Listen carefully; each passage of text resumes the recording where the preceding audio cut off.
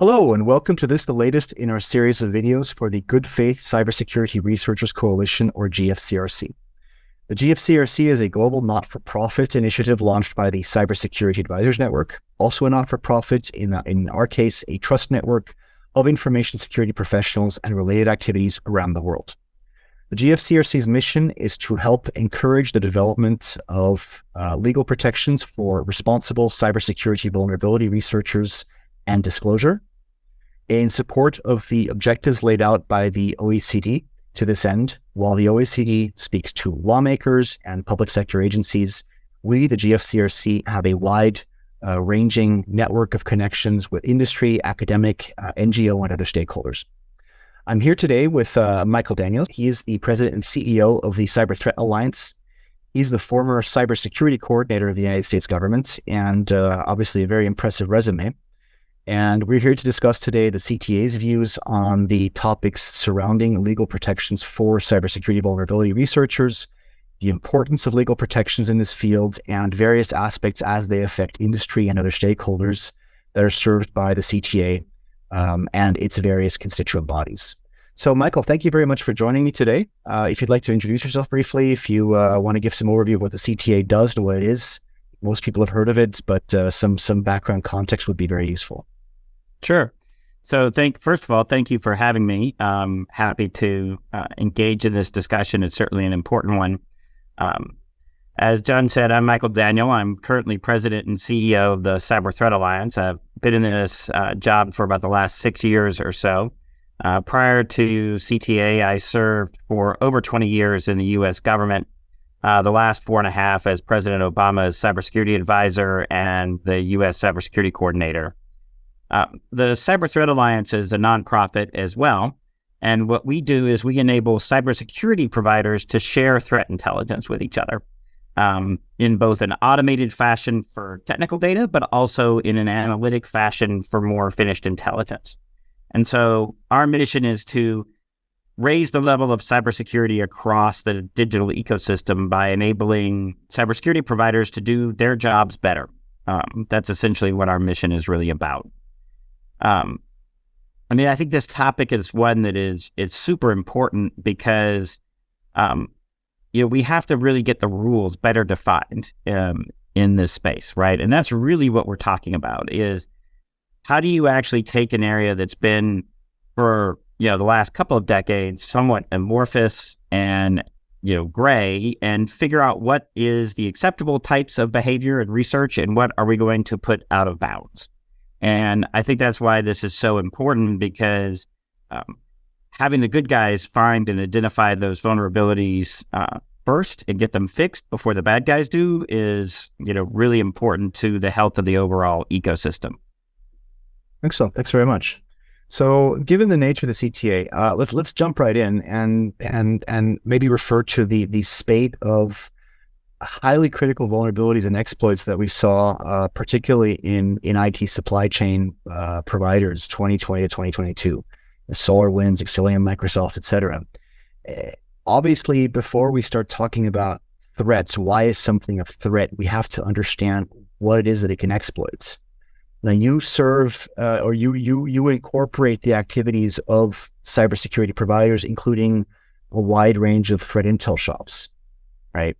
And at some level, before we even start talking about what is acceptable, I think, how do you align on what constitutes a critical vulnerability? Is there discussion that takes place within the CTA, or is this purely based on factors like CVE? How do you determine when something merits the kind of industry attention that some of the critical incidents that we had in that 2-year span would merit? Yeah, so I think there's a couple of factors that go into that, right? When you look at a vulnerability, not all vulnerabilities are created equal, right? And there's, I think, a couple of different factors that you have to consider. Certainly one of them is the severity of it. In other words, what does that vulnerability allow an adversary to do? And what is the impact on the system? And we can have long philosophical debates about how the critical vulnerability scoring system works and whether the CVSS number, what it means and everything. But I think most people would agree that at least at a rough level, the higher the number, the more potentially damaging it is. And that's certainly one factor. From my point of view, you also need another factor, which is the likelihood that a bad guy will actually do something with it. And that has to do with, what type of vulnerability it is, how hard is it to actually exploit, is it in a piece of well-known, well-used software versus something that's way more specialized? And so you want to really also get a sense of the likelihood that the vulnerability will be exploited. And for that, you need something like the exploit prediction scoring system that the FIRST organization, the Forum of Incident Responders and Security Teams, hosts. And so you combine those to actually start to get a sense of how important a vulnerability is. And then, that's how you actually start to shape how you want to respond to it. But obviously, when you have a critical vulnerability that is high in both exploitability and in potential damage, that's something you have to deal with pretty quickly. And if you're a cybersecurity company, it's going to quickly move to the top of your task list in terms of having to deal with. And then you have to figure out how do you determine if someone is exploiting that. Companies are worried about how do I find that vulnerability in my IT if I have it. Cybersecurity companies are worried about how to identify if someone's actually exploiting it and how do I then mitigate against it. And so having that information as quickly as possible, with as much detail as possible, is really very important for cybersecurity companies to begin protecting against the bad guy use of those vulnerabilities. Now I come primarily from a critical industry background, financial services, healthcare, et cetera. I think it's safe to say that if a vulnerability has been identified, if it is, let's say, technologically critical, remote access, what have you, and if exploitability is anywhere near the realm of the possible, it's going to be exploited. Fair enough? I mean, I think, what's really interesting is, there are a lot of factors that go into exploitability, right? And I think this is one of the interesting challenges we have across the system. I mean, the data shows that about 5 to 6% of the total identified vulnerabilities are ever exploited. And so it's really sort of separating out that class of vulnerabilities that you're talking about, John. How do we know in advance that this vulnerability has those characteristics that you were just talking about? That really make it where the bad guys are going to go and actually use it. And that's why I think it's so important to be able to really have that information about the likelihood of exploit as part of the vulnerability discussion. Because that becomes really key to how organizations have to respond to it. Now, I think you and I both started our careers in an epoch when the whole discourse, the norms, the trends and technologies were completely different from now. A lot of it was much more ad hoc, as I recall, in the mid 90s. Would you say, in addition to the natural maturing process of how these security holes are discovered and communicated, would you say that on the whole, lawmakers have become more understanding of and receptive towards a sensible approach to securing, critical sectors, critical functions of society, critical parts of the economy?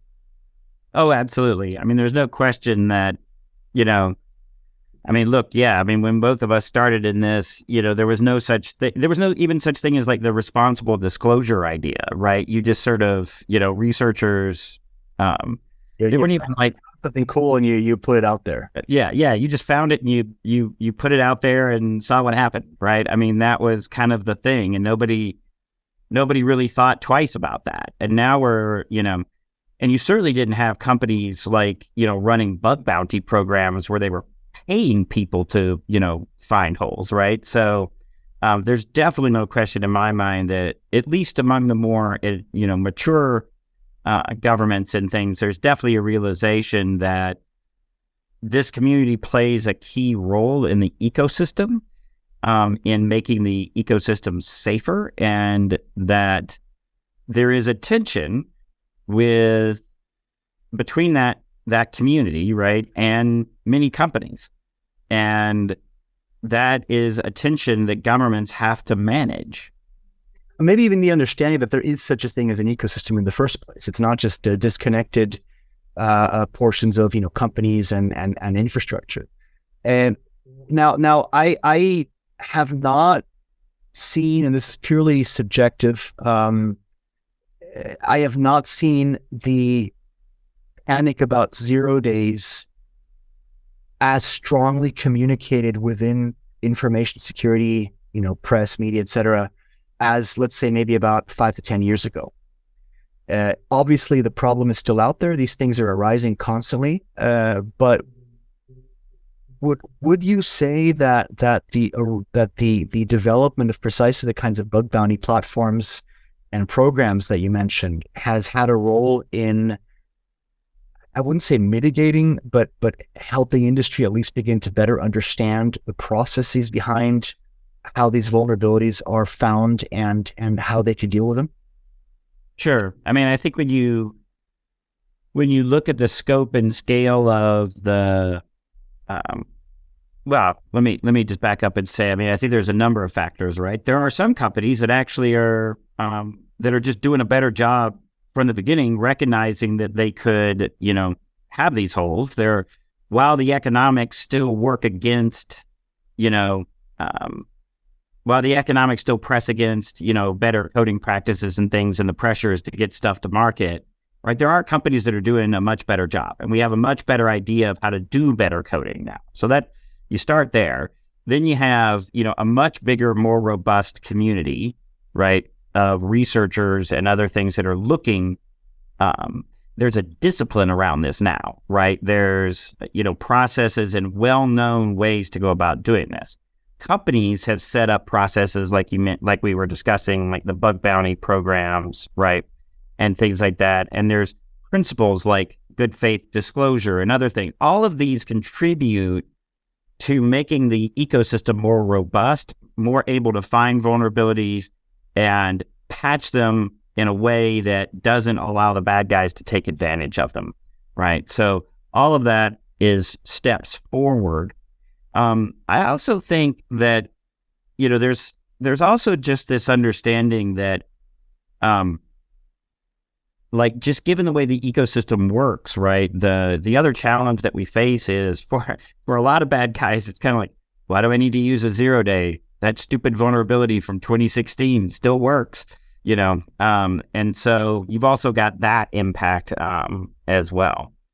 There is that. That's a really good point. That just because something is a couple of years old doesn't excuse you from fixing it. I'm actually working with a number of startups that address, for example, older open source platforms, just because especially small to mid-sized companies never got around or don't want to upgrade older code bases because there's too much operational risk involved. Right. Now, what we've also seen a market decrease in, and this is touching on your point about growing maturity and I think also growing understanding that software vendors and their products, or let's say banks online or other companies that have an online presence are not invulnerable. I think there's been a growth in, I hate the phrase, but I can't think of a better one, common sense about how to approach and not try to just suppress vulnerability disclosure. Yeah, I think there's a couple of things. I think one of those is the realization, right? And some of it is that the companies have started to realize that financially they're much better off doing things like running bug bounty programs and just, fixing the hole. I think they've also realized that the sort of the brand damage and other things that comes from a disclosure like that just is not very great, because everybody knows that that software has vulnerabilities and holes and you have to fix them. And so I think that there's sort of the downsides of having a vulnerability revealed if you do it right, meaning, in other words, if you actually get the information, you respond to it, you handle it properly, and then you come up with a fix, and you do it that way, that there's really not a lot of downside for the software vendor in that case. That's a good point. I mean, we've seen a couple of cases in the last few years where, in this case, not software companies, but various entities have taken a fairly ham-handed approach to responding to disclosed vulnerabilities. I think in the U.S. there was the case, some state governor, and Missouri, is it possible, where a reporter found a website vulnerability. There was a German political party that's tried to sue somebody who found an issue and managed to disclose some information, and they had to pull back from legal threats because there was so much outcry. I think, as you say, companies have realized that. I think would I be right in saying there's this almost goodwill and understanding in the general populace that if somebody is communicative and constructive and they say, look, there's been an issue, here's how you fix it, we don't try to hide it or go after the messenger? Yeah, I think that's right. I mean, certainly, the idea that you're going to, turn around and say, I was not employing proper security.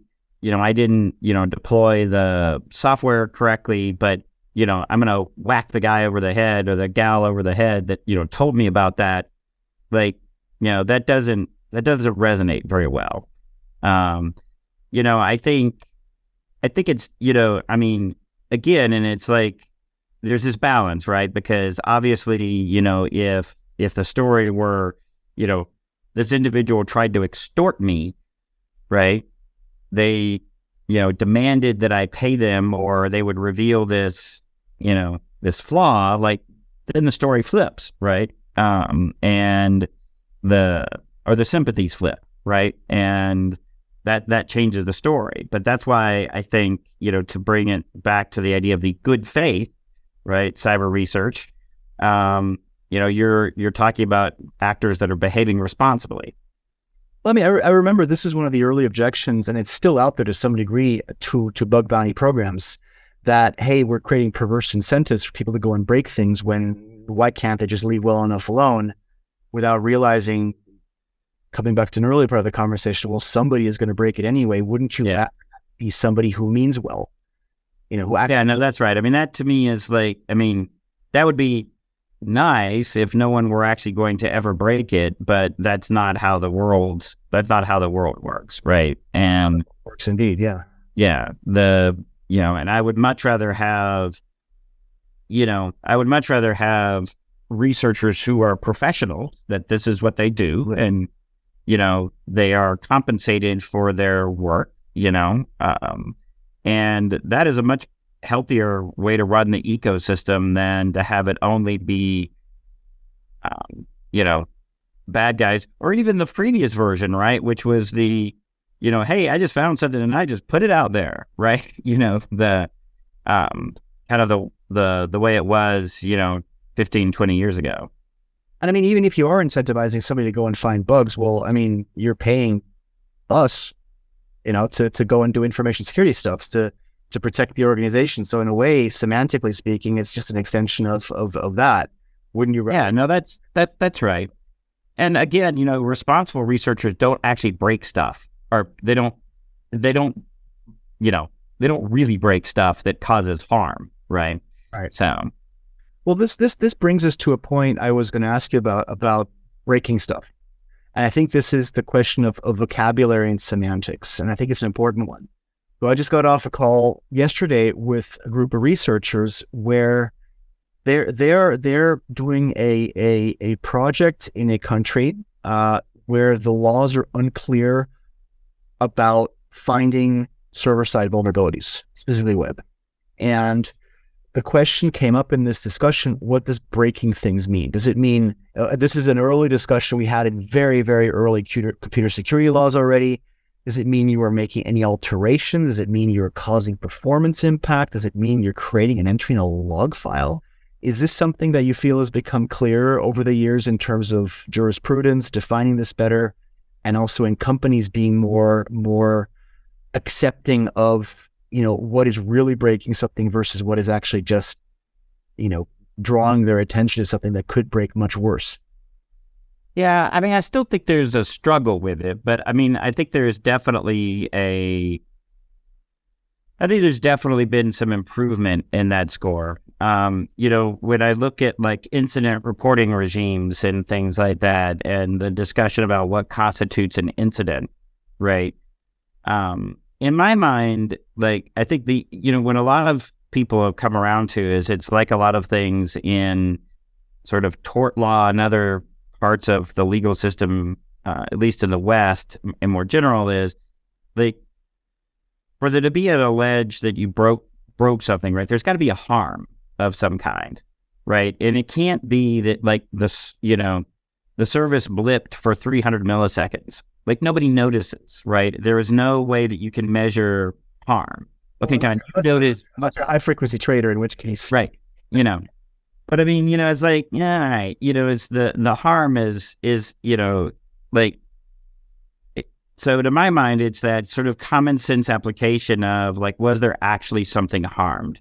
And I do think that that intent matters behind it, right? Of like, this was not done with the intention of causing harm. And we have that concept in many, many different kinds of activities.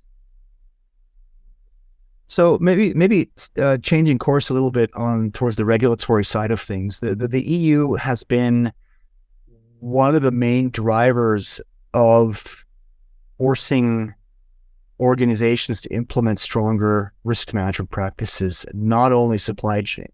We've also seen this in a lot of, I believe it's American state law. I think New York State DFS.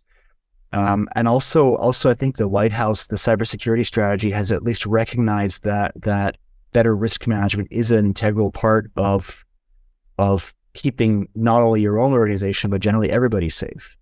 This is something in the financial sector we saw on the purely financial side, way back in 2007-8, unfortunately not strong enough. And I think now in the information security space, there's a greater regulatory understanding that companies have a stronger obligation to proactively secure themselves as best they can. In your view, is this, and how is this going to drive the handling of software vulnerabilities? Do you think there's going to be more reported? Do you think there's going to be a greater drive towards researching proactively? How do you think this will impact the industry in that regard?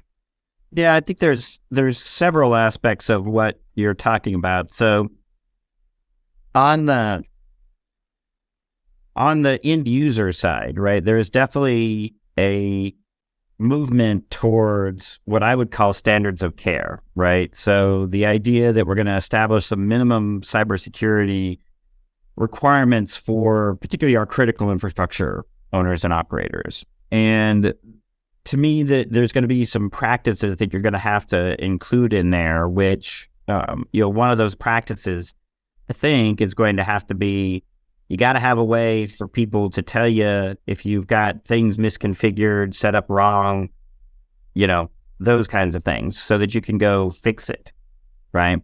Because that's going to be part of a duty of care to your customers, your clients, the general citizens.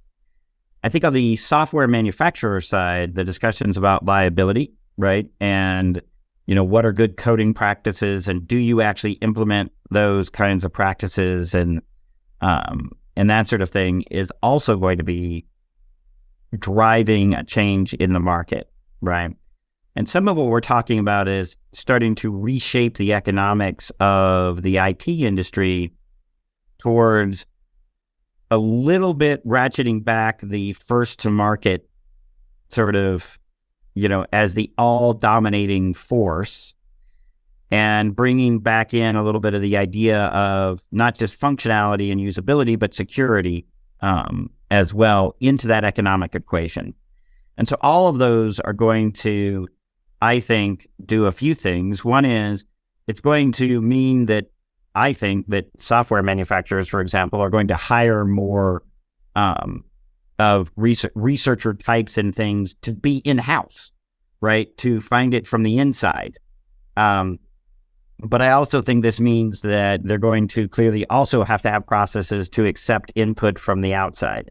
And they're going to want to do that because if there's liability regimes and other things, that is going to be part of your defense against, liability, right? Is that you have all sorts of channels for ways to fix your software, right? Before something goes bad. And so I think that some companies, of course, will try to go in the other direction with that. But I think the majority will accept that that's part of the environment going forward. And I think the discussion, I guess it started about 15 years ago, was about liability for security vulnerabilities. And that's still an ongoing topic, whereas now we're starting to see things like the EU's cybersecurity certification framework, which had, for ICT devices, which had a lot of the systems manufacturer, network device manufacturers screaming absolute bloody murder. But I think I would agree with you that I think this is really going to be a big driver towards hiring more resources, spending more money, and slowing down things a bit just to make products better, which will ultimately benefit the consumer and everybody. So I'm hoping to see that. Now, I think that's right. When the U.S., I think, took a really good step last May when they announced that there would be no more prosecutions under the American, remind me of the acronym again, the CFAA, the Computer Fraud and Abuse Act. Yeah. I was thinking Computer Misuse Act is UK. That doesn't, however, get rid of the legal structures that could theoretically be used to prosecute somebody. And what we saw in Belgium just in February was the actual implementation of an explicit safe harbor set of regulations to protect responsible researchers. Do you think that the OECD recommendations are having an impact here? Do you think that industry is influencing this? And what would your, bit of a broad question, but what would your predictions be about what direction this is going to go in? Well, clearly, I think governments are becoming more aware, right, that there needs to be some protections against,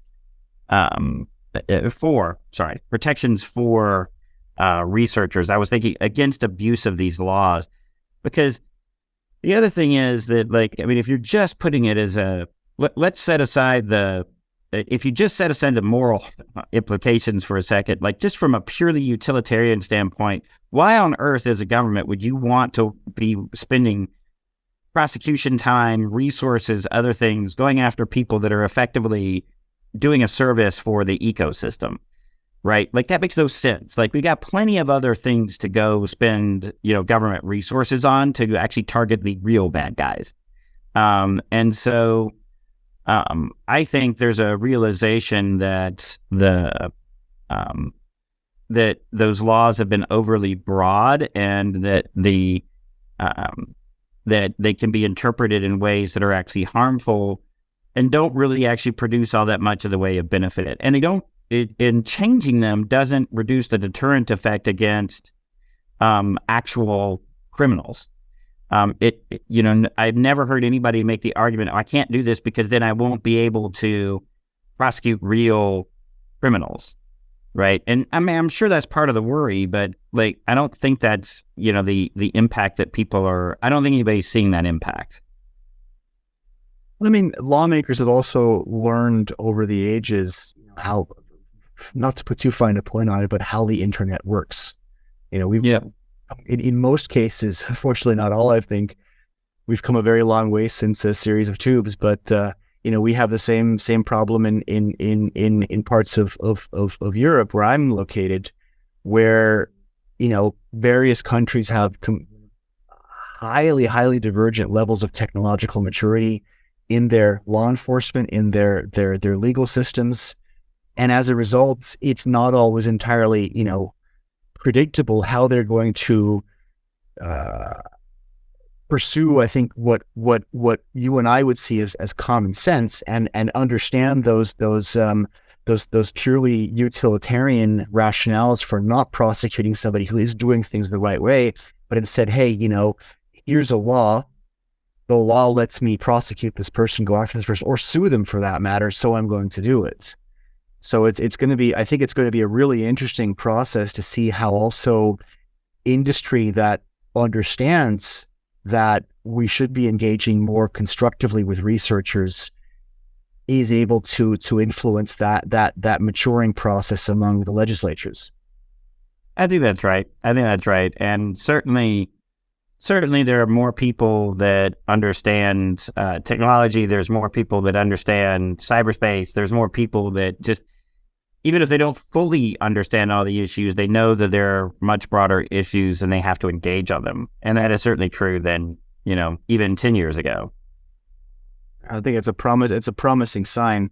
Maybe to wrap things up, what are your, if you could, make one or two predictions, or also lay out some of the major current gaps of the kinds of protections or mechanisms that we need as a society and as industry for better and more reliable, dependable vulnerability disclosure and communication, what would those be?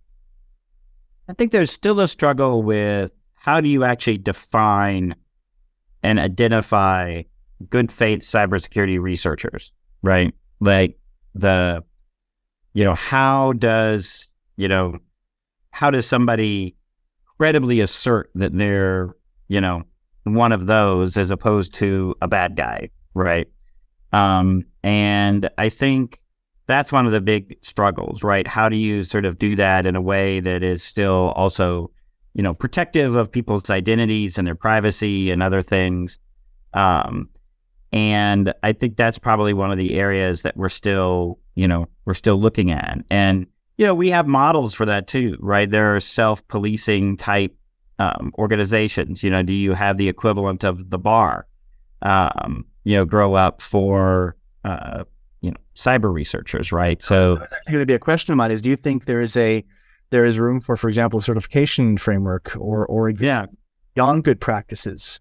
Yeah, I think that's absolutely right. I think just like we sort of, we have sort of licensing procedures for doctors or lawyers or other professionals, there are going to, I think, be some at least credentials that you can go through that will increase your bona fides, right? For those kinds of activities. I also think that the sort of really getting the sort of structure right that says that here's the kinds of activities that you can do in this space, and here's the part that you can't, and sort of really settling on those set of best practices. I think we're mostly there, but really getting those, settled, I think will be a big, step in the right direction. And then, as you mentioned, I think, the evolving legal frameworks and continuing to evolve those will also, make the system much more stable and reliable. And that's from the companies, from a lot of the, organized, from the larger company standpoint, that's really what they want, right?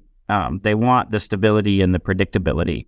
And I think, frankly, that'll be beneficial across the ecosystem too. No, that's so do regulators. That's not the point I very frequently make, is what's the regulator's job is to ensure predictability. They don't want uncertainty. And this is a big part in that. To your point about the norms, I would add one thing to that, and that is accessibility of norms and making sure through all aspects of information security technology culture. I don't know about you, but when I was in university, I was an idiot. I had no idea how things worked. I freely admit that. And if somebody had come to me back then, there was a vague idea that trying door handles online is maybe not legitimate, not a great idea, especially if it's, certain government agency servers or whatever. Not admitting anything. But if somebody had made if there had been a kind of an easily understandable code of practices that had percolated so much through the kind of culture that I was exposed to, learning the internet, that would have been a big help. Yeah, no, I think that makes a lot of sense. So it was that we keep it not just as this kind of a high level academic thing, but make sure that people actually understand, look, this is easily doable. You don't have to go through hoops to report a vulnerability responsibly, but you have all certain basic norms. Yeah. So with that, I want to give you a big thank you for taking time out of your busy day for talking to us. And I want to encourage everybody to visit the Cyber Threat Alliance at cyberthreatalliance.org. Don't go to CTA.org. That's the Teachers Association. There are a lot of CTAs, yes. But they do some excellent work. They have some fantastic reports. I will link to them in the video description.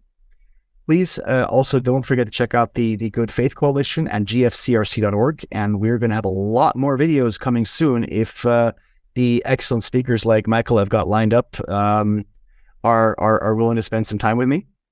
Thank you very much again. I wish you a very successful and safe rest of the afternoon of the week and a happy Easter, I guess, in advance. Yeah, thank you for having me.